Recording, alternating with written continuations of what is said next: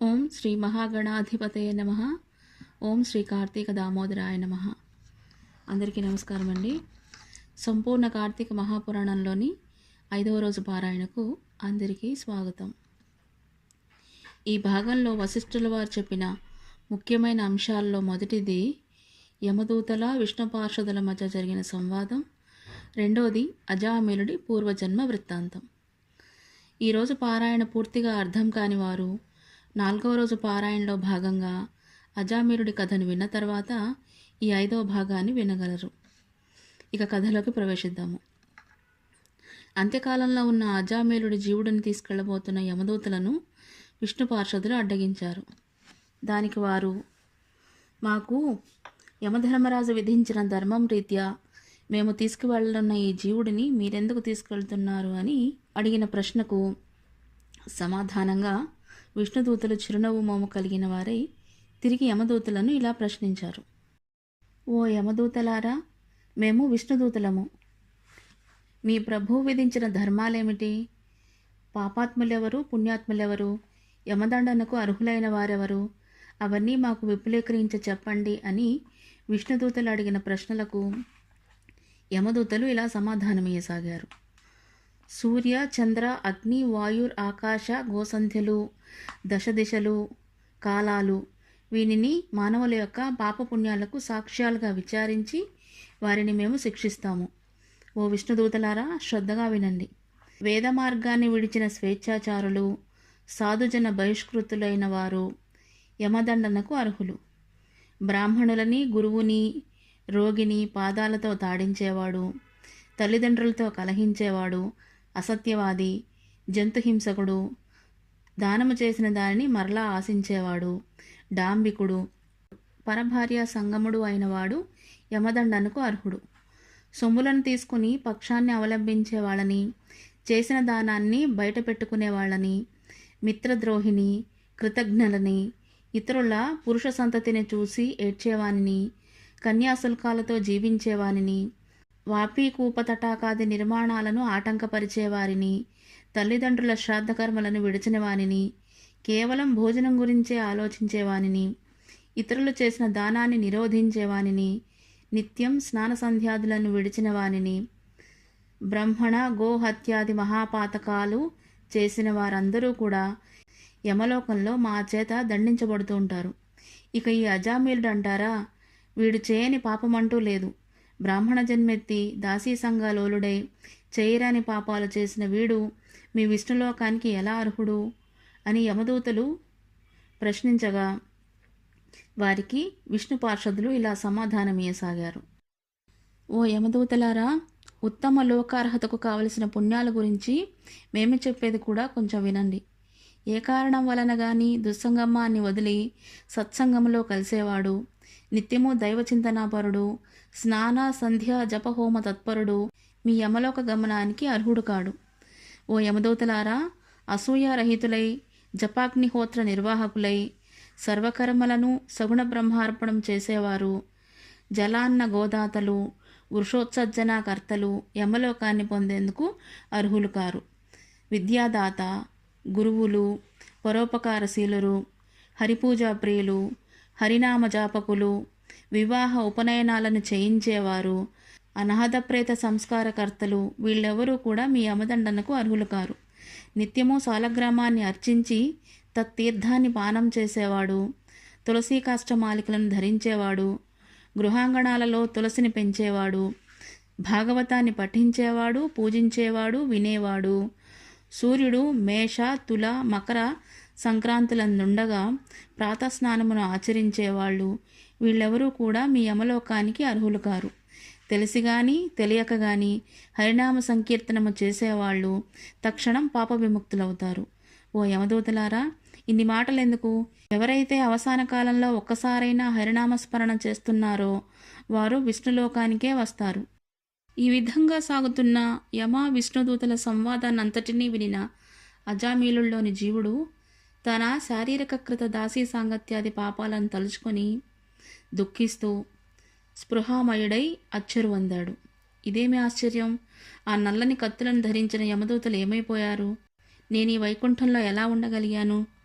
పూర్వజన్మ పుణ్యము కాకపోతే నా జిహ్వపై హరినామం ఎలా వచ్చింది, నాకు ఈ వైకుంఠం ఎలా ప్రాప్తించింది అని తనలో తానే అనుకుంటూ హరిస్మరణను చేయసాగాడు. కాబట్టి రాజా, కేవలం హరినామస్మరణమే అంతటి ముక్తిప్రదమైనది కాగా హరిప్రియంకరమైన కార్తీక వ్రతమును ఆచరిస్తే ఎంత పుణ్యం కలుగుతుందో ఊహించుకోండి అంటూ చెప్పడం ముగించిన వశిష్ఠుల వారిని జనక మహారాజు తిరిగి ఈ విధంగా ప్రశ్నించారు. ఓ వశిష్ఠ మహాముని, ఈ అజామిలుడు పూర్వజన్మలో ఎవరు, ఏ పాపం వలన ఇలా పుట్టాడు, విష్ణుదూతల మాటలకు యమదూతలు ఎందుకు ఊరుకున్నారు, వాళ్ళు యమునికి ఏమని విన్నవించారు, ఇవన్నీ సవిస్తరంగా తెలియజేయండి, నాకు తెలుసుకోవాలని కుతూహలంగా ఉంది అంటూ అడిగారు. జనకుని మాటలకు వశిష్ఠుల వారు చిరునవ్వు నవ్వుతూ, నీవడిగిన ప్రశ్నలన్నింటికీ ఒక క్రమంలో సమాధానం చెప్తాను వినుము అంటూ వశిష్ఠుల వారు తిరిగి ఇలా చెప్పడం ప్రారంభించారు. విష్ణు పార్షదుల చేత తిరస్కృతులైన యమదూతలు తమ ప్రభువైన యముని చేరి ఇలా చెప్పసాగారు. ఓ యమధర్మరాజా, పాపాత్ముడు, దురాచారుడు, నిందిత కర్మాచరణపరుడు అయిన అజామీలుడు ఎందలి జీవుని తెచ్చే సమయంలో విష్ణుదూతలు మమ్మల్ని అడ్డగించి అతన్ని మా నుంచి విడిపించి తమతో వైకుంఠానికి తీసుకుని వెళ్ళారు. వాళ్ళని ఎదిరించలేక మేమిలా తిరిగి వచ్చాము అన్నారు. కింకరులు చెప్పిన మాటలు విని రవంత క్రోధోదిక్తుడైన యమధర్మరాజు జ్ఞానదృష్టితో సమస్తాన్ని అవలోకించిన వాడై, కింకర్లారా, ఆ అజామీలుడనే పాపి అంత్యకాలాన హరినామస్మరణను చేయడం వలన సమస్త పాపాలను నశింపజేసుకుని విష్ణుప్రియుడై విష్ణుదూతల చేత తీసుకుని పోబడ్డాడు. తెలిసి తాకినా తెలియక తాకినా దహించవలెనను కోరిక లేకపోయినప్పటికీ సమస్త జాతులను ఏ విధంగా అగ్ని దహించునో అదేవిధంగా దుష్టాత్ముడై భగవంతుని యొక్క మహిమను తెలుసుకోలేకపోయినా ఆ శ్రీహరి యొక్క నామస్మరణం చేసినంత మాత్రం చేతనే వారి సమస్త పాపాలు దహించబడిపోతాయి. ఇక భక్తిభావంతో స్మరించిన వారు కైవల్య పదాన్ని చేరుకుంటారు అంటూ సేవకులకు ఎంతవరకు చెప్పాలో అంతవరకు మాత్రమే చెప్పి యముడు పూర్వాలోచనాపరుడయ్యాడు. అజామీలుడు యొక్క పూర్వజన్మ. అజామీలుడు అతని పూర్వజన్మలో సౌరాష్ట్ర దేశంలో శివార్చకుడుగా ఉండేవాడు. ఆ జన్మలో కూడా స్నాన సంధ్యాచరణాదిరహితుడు, దైవేతర చిత్తుడు, దైవ ద్రవ్యాపహారి అయి ఉండేవాడు. బ్రాహ్మణుడై ఉండి కూడా ఆయుధపాణి అయి దుష్టులతో స్నేహమును చేస్తూ తిరిగేవాడు. అర్చకుడై ఉండి కూడా వివిధ ఆభరణాలు ధరిస్తూ స్వేచ్ఛా విహారాలు చేసేవాడు. బహుభాషి అయి యవ్వనంలో ఉండేవాడు. ఆ కాలానికి అదే గ్రామంలో ఒక దరిద్ర బ్రాహ్మణుడు ఉండేవాడు.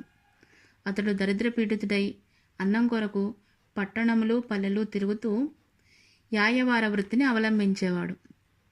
ఒకానొకసారి అతగాడు తనకు లభించిన యాయవార వస్తుజాలాలన్నింటినీ మోసుకొని వచ్చి భార్యను పిలిచి, చాలా ఆకలిగా ఉంది, సత్వరమే వంట చేయి, ముందుగా కాసిని మంచినీళ్ళు ఇయ్యి, అవి త్రాగి రవంత ఉపశాంతిని పొందుతాను అని అన్నాడు.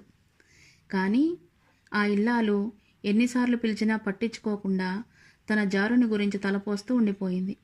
అందుకు కోపించిన భర్త చేతికందిన కర్రతో ఆమెను కొట్టాడు. తన కామపుట ఆలోచనలకు అంతరాయం కలిగించాడనే కోపంతో ఆమె తన ముష్టితో ఘాతించింది. బడలిపోయి అలసిపోయిన ఆ బ్రాహ్మణుడు అందుకై పరితాపం చెంది ఆమెను గృహాన్ని వదిలిపెట్టి గ్రామాంతరం వెళ్ళి భిక్షాటనతో బ్రతకసాగాడు. మగడు ఇల్లు వదిలి వెళ్ళిపోవడంతో మరింత స్వతంత్రించిన ఆమె మగడు తెచ్చినవన్నీ సుష్టుగా భుజించి చక్కగా అలంకరించుకొని మంచి బట్టలు కట్టుకొని తాంబూలాది చరవణం చేస్తూ ఒకానొక రజకుని ఇంటికి వెళ్ళి ఆ రాత్రి తనతో గడపవలసిందిగా కోరింది. కానీ ఆ నీతిమంతుడైన రజకుడు తను కోరిన తప్పుడు పనికి అంగీకరించకపోవడంతో వారిరువురి మధ్య వాగ్వివాదం జరిగింది. అంతటితో వాంఛితార్థం నెరవేరని ఆమె వీధిని పడి వెతుక్కుంటూ వెళుతుండగా పూర్వం చెప్పబడిన ఈశ్వరాలయ అర్చకుణ్ణి చూసి అతన్ని సురతక్రీడకు ఆహ్వానించింది. అందుకు ఆ బ్రాహ్మణుడు పరస్త్రీ అని కూడా ఆలోచించకుండా అంగీకరించి ఆ రాత్రంతా ఆమెతో సుఖించాడు. అయినప్పటికీ ఆ జారణి సద్వంశ సంజాత అయిన కారణంగా కామము చల్లారగానే తన దోషాన్ని తెలుసుకున్నదై భర్తను వెతుక్కుంటూ వెళ్ళి బ్రతిమాలి తెచ్చుకొని అది మొదలుగా అతని మాటలకు తూచా తప్పకుండా బ్రతకసాగింది. ఇటువంటి పాపాల వలన మరణానంతరం ఆ శివార్చకుడు రౌరవాది మహానరకాలను అనుభవించి సత్వనిష్ఠుడు కొడుకై అజామీరుడుగా జన్మించి కార్తీక పౌర్ణమి నాడు శివ సందర్శనం, అంత్యకాల హరినామస్మరణ పుణ్యం వలన మోక్షాన్ని పొందాడు.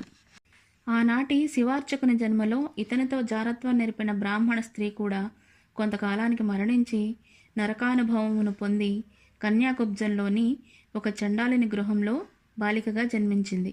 కానీ ఆ పిల్ల తండ్రి గండాన పుట్టడం వల్ల వాళ్ళ ఆ పిల్లను అడవిలో వదిలేశారు. ఆ వనాంతర్గామి అయిన ఒక బ్రాహ్మణుడు బాలిక అరణ్యరోధన విని జాలిపడి తనతో తీసుకుని వెళ్ళి తన ఇంటి దాసీకి ఇచ్చి పెంచమని చెప్పాడు. ఆ దాసీ దగ్గర పెరిగిన ఈ పిల్లనే అనంతరకాలంలో అజామీలుడు దగ్గరకు తీసుకున్నాడు. మహారాజా, నువ్వు అడిగిన అజామీలుడు పూర్వగాథ ఇది. సమస్తమైన పాపములకు హరినామస్మరణ కన్నా మించిన ప్రాయశ్చిత్తం మరొకట్లేదు. ఇది సాధ్యం కానప్పుడే ఇతరేతర ధర్మశాస్త్రాది ప్రోక్త ప్రాయశ్చిత్త కర్మలను ఆచరించాల్సి ఉంటుంది. జనక నరపాల, ఎవరి జిహ్వ హరిని కీర్తించదో, ఎవరి మనసు హరిచరణాలను ఆశ్రయించదో, శ్రీహరి సంకీర్తనలను ఆలకించదో వాళ్ళ పాపాలు ఏ విధంగానూ కూడా నశించే అవకాశమే లేదు. ఎవరైతే ఇతర చింతనలన్నింటినీ విడిచిపెట్టి విష్ణువునే ధ్యానిస్తూ ఉంటారో వారు తప్పనిసరిగా కైవల్యాన్ని పొందుతారనడంలో ఏ సందేహమూ లేదు. మోక్షాసక్తులకు మురహరి స్మరణ ఏ విధంగా సూక్ష్మ మార్గమో అదేవిధంగా కార్తీక ధర్మాచరణం అనే సూక్ష్మ మార్గం కూడా మహోత్కృష్టమైన పుణ్యప్రదాని అయి సర్వపాతకాలను పారద్రోలుతుంది. పాపాలను నశింపజేసే శక్తి ఈ కార్తీక వ్రతాచరణకు మాత్రమే ఉండడం వలన ఎవరైతే ఈ దివ్య వ్రతాన్ని ఆచరించరో వాళ్ళు తప్పక నరకాన్ని పొందుతారని తెలుసుకోండి. పాపనాశని అయిన ఈ కార్తీక మహాత్మ్యాన్ని శ్రద్ధాభక్తులతో వినినప్పటికీ కూడా వాళ్ళు మోక్షార్హులే అవుతున్నారు. ఆసక్తులైన వారికి పావన హృదయంతో ఈ మహాత్మ్యాన్ని చదివి వినిపించేవాడు వైకుంఠగతుడై విష్ణువుతో కలిసి సుఖిస్తాడంటూ వశిష్ఠుల వారు చెప్పడం ముగించారు. ఇంతటితో మన 5వ రోజు పారాయణ పూర్తయింది. ఈ వీడియోపై మీ అమూల్యమైన అభిప్రాయాన్ని కామెంట్ రూపంలో తెలియజేయగలరు. తదుపరి వీడియో యొక్క సమాచారం మీకు అందడం కోసం ఈ ఛానల్ను సబ్స్క్రైబ్ చేసుకుని పక్కనే ఉన్న బెల్ ఐకాన్ను యాక్టివేట్ చేసుకోగలరు. అందరికీ ధన్యవాదాలు.